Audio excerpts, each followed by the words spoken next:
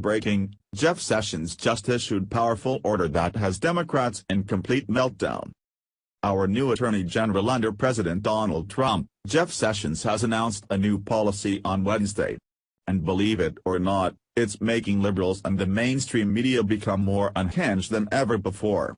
Who would have thought that was even possible? This new policy, which came as a memorandum to all U.S. attorneys and Justice Department leaders, prohibits the payouts to third parties in settlements reached by the Justice Department. Breitbart reports. For decades, through a variety of initiatives, the DOJ has insisted on donations to third parties as part of the settlements it reaches with defendants, especially corporations.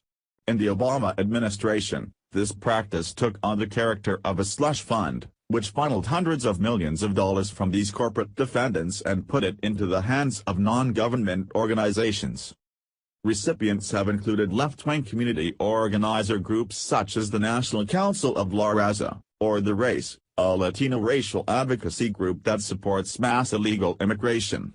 Other recipients include the National Urban League, the National Community Reinvestment Coalition, and NeighborWorks America, which is a congressionally chartered mortgage aid group that itself has come under widespread criticism. So basically what Attorney General Jeff Sessions has done here is put a stop to the practice of the paying off of certain left-wing groups through slush funds. Most of these groups have supported and made huge campaign contributions to radical far-left politicians in the Democrat Party, such as the Marxist Bernie Sanders and crooked Hillary Clinton. How did you think these circus clowns amass so much money to run billion-dollar campaigns? As Breitbart News has reported, this practice requires no direct authorization by Congress.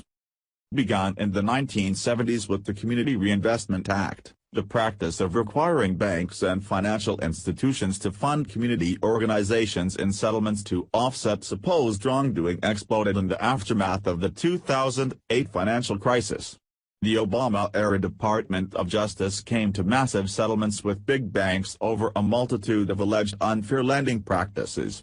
Part of the Obama DOJ's remedy was for millions of dollars to be transferred to these often left-wing groups that, among other things, provide mortgage assistance.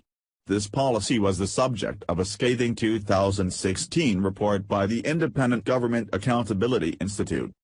In 2015, a group of congressional Republicans raised the alarm about the practice, a campaign that has picked up steam since the inauguration of President Donald Trump.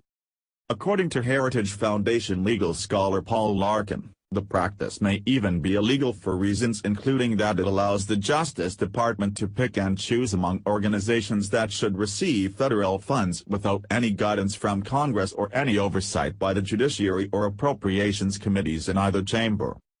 Wednesday's memo categorically puts an end to the practice, regardless of its validity under the law. This particular part of the Great Society scam began in the late 1970s with the Community Reinvestment Act signed by then-President Jimmy "Peanut Farmer" Carter, in order to give the Democrat Party the lock-on-poverty vote. This practice required banks and financial institutions to fund community organizations. This was actually the set-up to the housing meltdown of 2008. Of course, many politicians, including former President George W. Bush, and the senator from Arizona John McCain both sounded the alarm, but the nation wasn't ready to listen pre-2008. The Sessions memo read.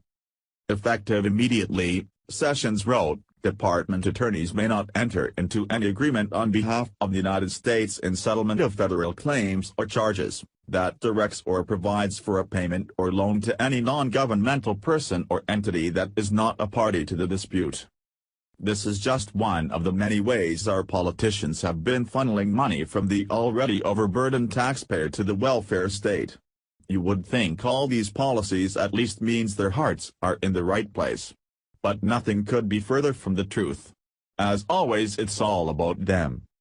Although Democrat President Lyndon Johnson's so-called Great Society plan sounded great, it was never about actually helping people.